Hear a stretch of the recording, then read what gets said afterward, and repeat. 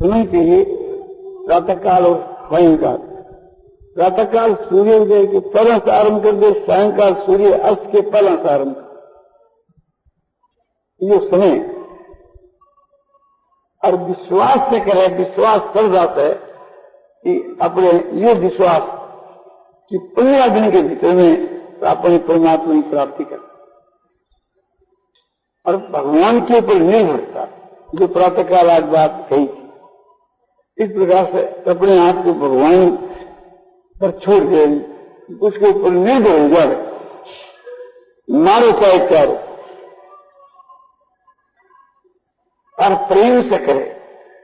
कि काल रात्रि के में जो प्रेम की बात कही थी ना, इस प्रकार से साधना अपने प्रेम से करे।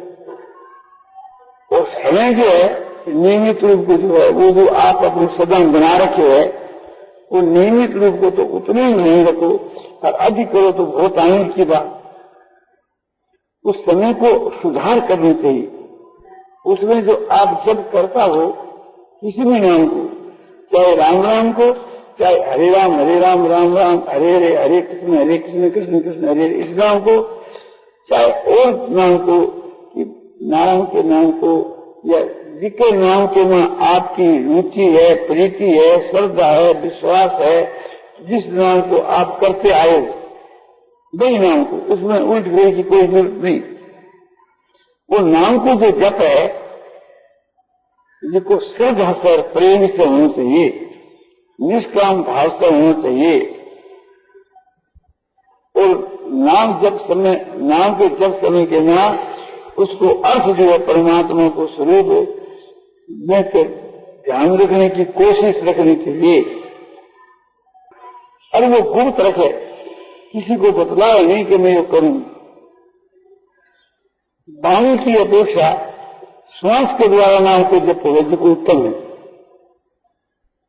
और श्वास से भी उत्तम है। सो मन से जो जप किया जाए वो उत्तम। तो मन से हो तब तो एक ही नंबर है, और मन से नहीं हो तो श्वास के द्वारा चेष्टा करे, जो श्वास आवे जाए उसके साथ। और वो भी नहीं करे तो उपाय से जप करे, जिसमें और जप नहीं हारो, किंतु दूसरे नहीं सुने। इस प्रकार से जीवा से जप करे, और जीवा से जप करके दूसरे ने मालूम नहीं होने दे तो वो गुप्त हो गए, गुप्त करे। कितनी बार की जैसे प्रातः काल आप हम लोग सब कोई 4 बजे कहीं उठते हैं, 4:30 बजे, वही 4 बजे उठते हैं, 4:30 बजे सोच स्नान करके तैयार हो गए, और 4:30 से 5 बजे तक आधे घंटा बहुत सत्संग की बात सुनी।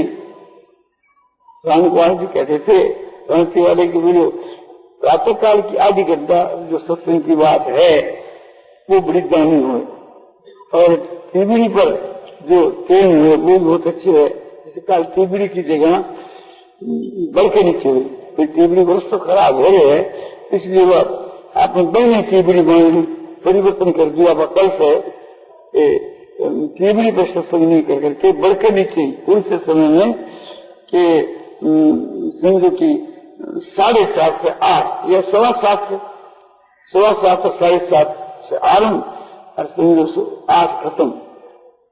तो प्रातःकाल जो है 5 बजे सत्संग समाप्त हो जाए, तो 5 बजे से लेकर के 2 घंटा जप और ध्यान, पूजा पाठ, स्तुति प्रार्थना, संध्या गायत्री, ये समझो कि यज्ञ पवित्र हो तो उसके लिए 8 चीज पंक्ति आई। तो 2 घंटा के बीच के आदमी खूब मजे से कर सके, नियमित रूप से करे। तो अभी जब की बात हुई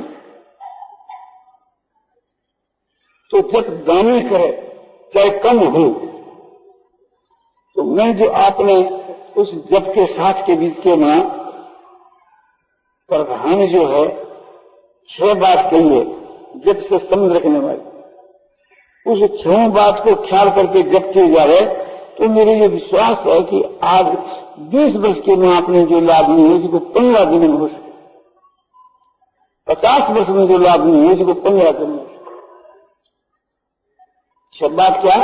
कि वो जो जप करे जिसको दूसरे ने कहे नहीं, कोई यूं जान जावे कि वे जप करता हो बोलता क्यों उपाय करा, पर आप नहीं तैयार रखे कि दूसरे ने नहीं कहे कि वाणी से भी प्रकट नहीं करे और कोई संकेत से भी प्रकट नहीं करे। एक बात।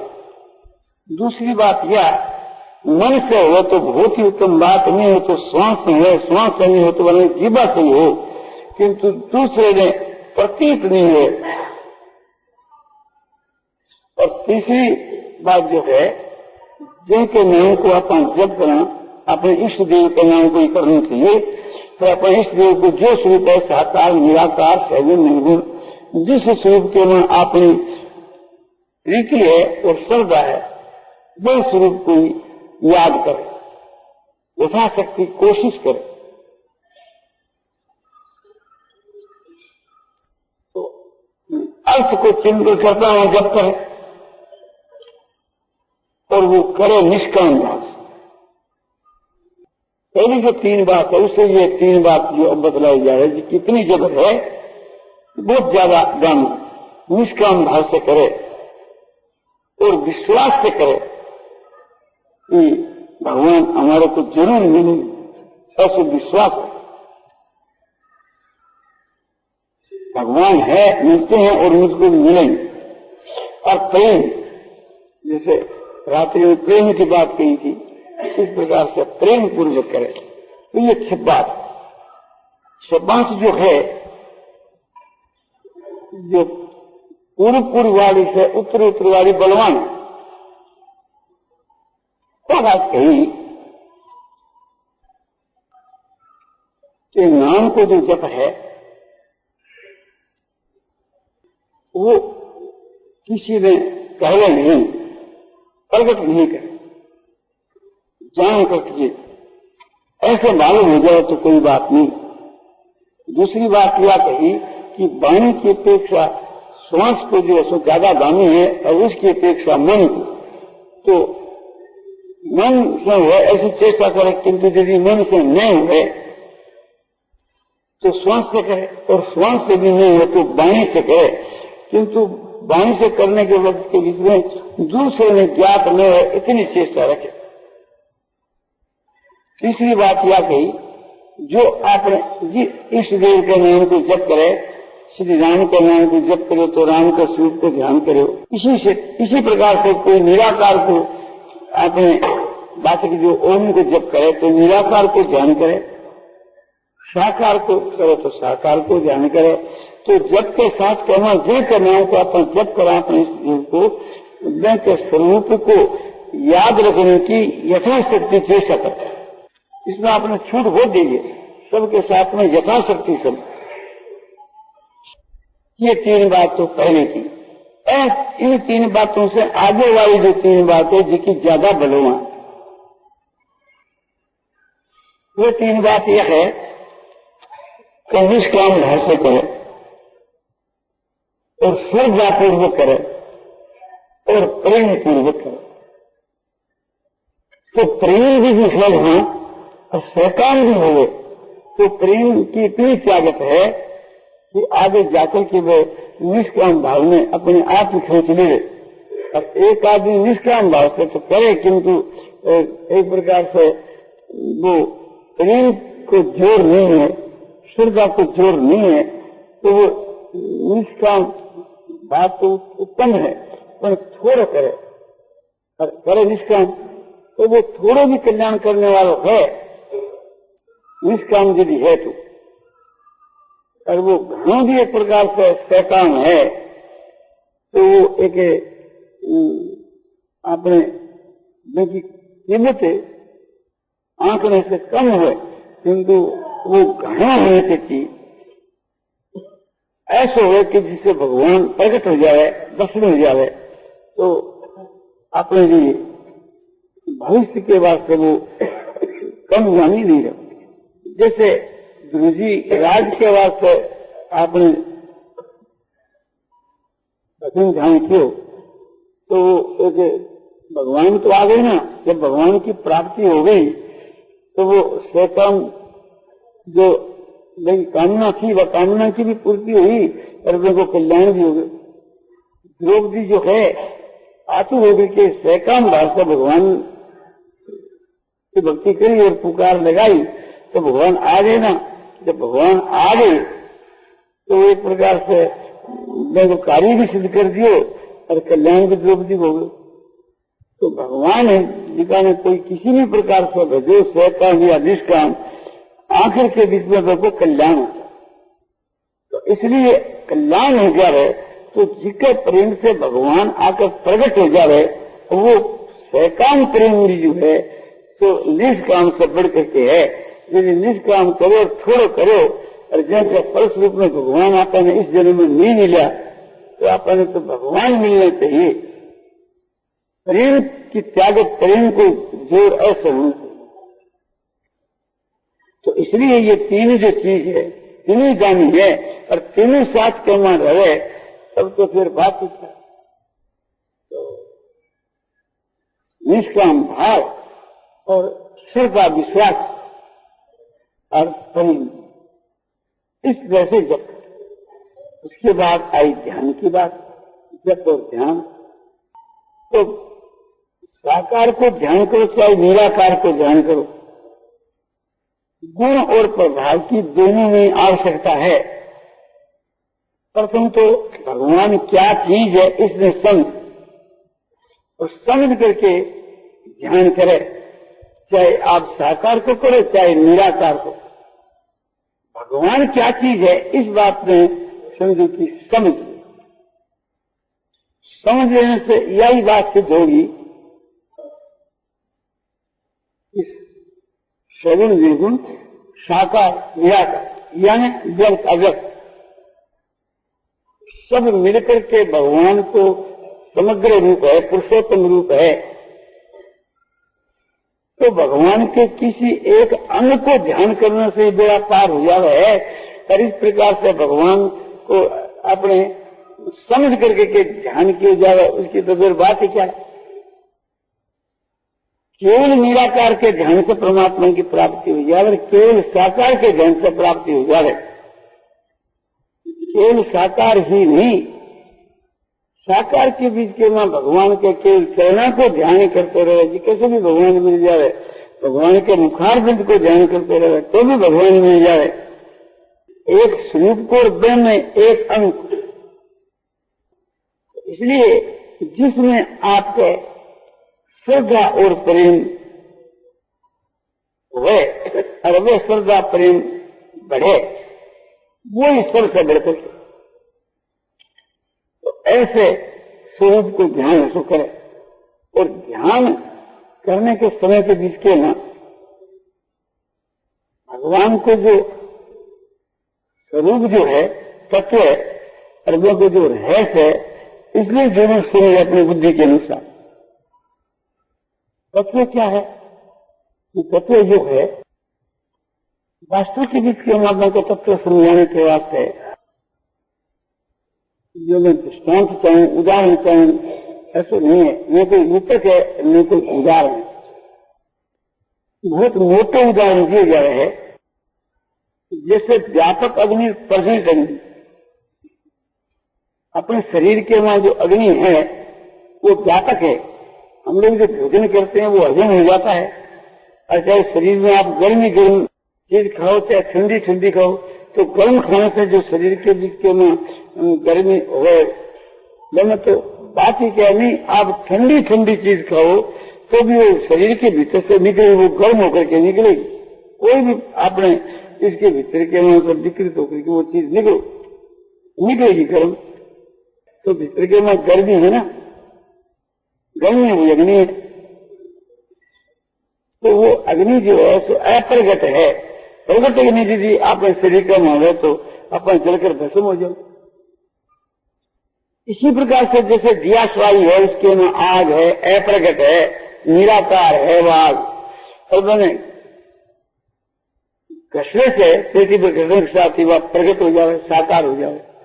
तो निराकार अग्नि और साकार अग्नि दोनों मिलकर के अग्नि है और दोनों एक ही। तो ये अग्नि को तत्व समझो।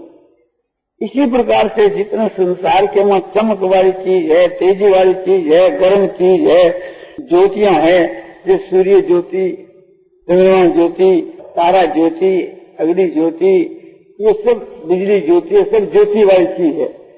तो अग्नि जो एक पदार्थ है ब्रह्म को सब स्वरूप है। इसी प्रकार से ये अग्नि को तत्व समझ है कि अग्नि का तत्व समझ। ये हम लोग बिजली के तत्व में समझ ले रहे हैं कि तार में जो बिजली है उसी बिजली से रेडियो चले, पंखा चले, रोशनी हुए, कला चले, बल को काम दी उससे, शब्द को काम दी उसे, हवा को काम दी उसे, रोशनी को काम दी उसे, रेडियो काम दी उसे, सब एक प्रकार से उसी से सब काम चले, एक ही बिजली से। इस प्रकार से अगर भगवान से सारा काम चले, दुनिया में जो कुछ हो रहा है उसके मूल के में भगवान है। जहाँ अपने इन जड़ पदार्थों में बिजली है और भगवान जड़ चेतन दोनों के मन। और जैसे आकाश क्षमा भी निराकार रूप से जल है, वही बदल के रूप में आकर, भूमों के रूप में आकर के, बर्फ के रूप में आ जाए, किंतु सूक्ष्म विचार करके देखकर धातु से तो वो चीज एक ही है जो जल को तत्व समझ है। इसी प्रकार से समझो कि सोने के नाना प्रकार के आभूषण है तो वह सब सोने ही है। ये समझ आभूषण जो ये निश्चय कर लेना, ये सोने के तत्व में समझ लेना है। ऐसे ही भगवान के इस रूप को समझ करके रहस्य को भी समझे कि भगवान जो है हम सब लोगों के भीतर के बीच के वहां छुपे हुए हैं, क्योंकि व्यापक है और प्रेम से प्रकट हुए। तो उस प्रकट होने को जो उपाय है ये बड़े सुगम सहज उपाय है, या एक रहस्य की बात है, छिपी हुई बात है। जिसे तुलसीदास जी कहे कि हरि व्यापक सर्वत्र समान,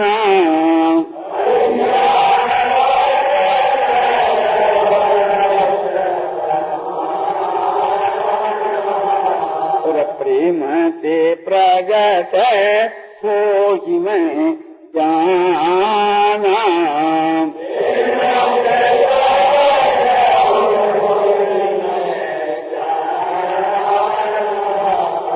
हरि शब्द में व्यापक है और वो प्रेम से प्रकट होते हैं, इस बात को मैं जानता हूं। तो ये जो है रहस्य मर्म, अभी मैं ध्यान की बात कही कि इस तरह से भगवान को अपन ध्यान करना चाहिए, चाहे साकार को करो चाहे निराकार को करो, तो भगवान को ध्यान करना चाहिए भगवान की प्राप्ति के लिए। तो भगवान की प्राप्ति को ये उपाय है, साधन है ध्यान कर। तो ये उपाय है, ये विश्वास करके ध्यान को करने, ये रहस्य भगवान को ध्यान करना, भगवान की पूजा करनी, भगवान के में प्रेम करना, भगवान को नमस्कार करना, ये सब उपाय है। और उपाय है वो रहस्य की बात है। तो ये रहस्य अर्जुन के सामने भगवान साफ खोल दी। तो सर्वगुजतम हुए स्वयं में परम बचे ईश्वर में दृढ़ मिति तथो बख्शामि ते हितम। सर्व गुजतम मान जो रहस्य की बात है, रहस्य में भी जो एक तो गुज बात है, गुजतर और एक गुजतम है, तो सब गुजतम बात है। तू मेरा अतिशय प्यारा है, इसलिए मैं तेरे लिए अब आप कहता हूं, और ये तुम्हारे परम हित की बात है। इस प्रकार से कि भगवान अपने प्रशंसा करके अपने बच्चों की, और फिर यह बात कही क्या कि मन मना हो मद भगतो मदिया जीवन मनुष्य। ये कहा कि तू मेरे में मन को लगा और मेरा एक भक्त हो जा, मेरा प्रेमी बन जा, और मेरी तू पूजा कर और मुझको नमस्कार कर। इस प्रकार के करने से थी मैं तेरे प्रति सब प्रतिज्ञा करके कहता हूं कि तू मेरे को प्राप्त होगा। क्यों प्रतिज्ञा करता हूं कि तू मेरा प्यारा है। तो भगवान अपने आप को प्रकट कर दियो, यह है उसकी बात। सबसे भगवान अप्रकट है, किंतु अर्जुन के आगे प्रकट हो गया कि एक प्रकार से यो अपनी रहस्य खोल दी अर्जुन के सामने। और रहस्य छोड़ करके अपने प्राप्ति को पार बकरा दियो। ये उपाय कि मैं मना वह मद भक्तों मध्यादि नाम नमस्कार। और फिर कहो कि सब धर्मान प्रीति नाम शरण बजे। तू जो कुछ एक आपने साधन करे है शरीर से, वो सब मेरे अर्पण कर दे। यानी जो भी कुछ करे वो तू मेरे समर्पण कर दे। मेरे समर्पण कैसे कि मैं तेरे से आपने तू शरीर क्रिया से मेरे अर्पण कर। जैसा सब कर्माणी वही संन्यास और मत पड़े। चित सारे कर्मों को तू मेरे समर्पण कर दे और तू अपने आप को भी मेरे समर्पण कर। ऐसा भाव जो है कि तेरे द्वारा होने वाली जो क्रिया है वह पर भी मेरे हाथ है, नहीं तेरे से सब करा रही हूं, तो मेरे पर निर्भर हो जा और तू मेरी शरण आ जा, मेरे पर निर्भर हो जा, मेरे तो आंसू ले ले। जैसे आज प्रातःकाल आधे घंटा में बात बतलाई थी निर्भरता की, तो यह रहस्य की बात हुई। वही बात भगवान अर्जुन के लिए कह रहे हैं। इससे यह ध्वनि निकलती है कि अभी तक भगवान सर्व का शरण नहीं है। भगवान अर्जुन जो सो भगवान की सर्व का शरण नहीं है, इसलिए कहते तू मेरी शरण आ जा। और शरण लेने के योग जो है तो मैं हूँ, भगवान ही है। तो यह रहस्य की बात। तो इस रहस्य को और तत्व को समझ करके और भगवान को अपने ध्यान करे। ध्यान खुद रहस्य है और ध्यान के समय के बीच के ना गुण और प्रभाव की तरफ ख्याल है। चाहे भगवान को साकार रूप हो और चाहे भगवान को निराकार रूप। निराकार जो है वो भी दिव्य गुण करके संपन्न है और साकार गुण और प्रभाव तो दोनों में ही है। तो गुण और प्रभाव क्या है कि वो चेतन है। भगवान खुद चेतन है और उनके भीतर में जो गुण प्रभाव है वो भी चेतन है, वो भी चेतन है।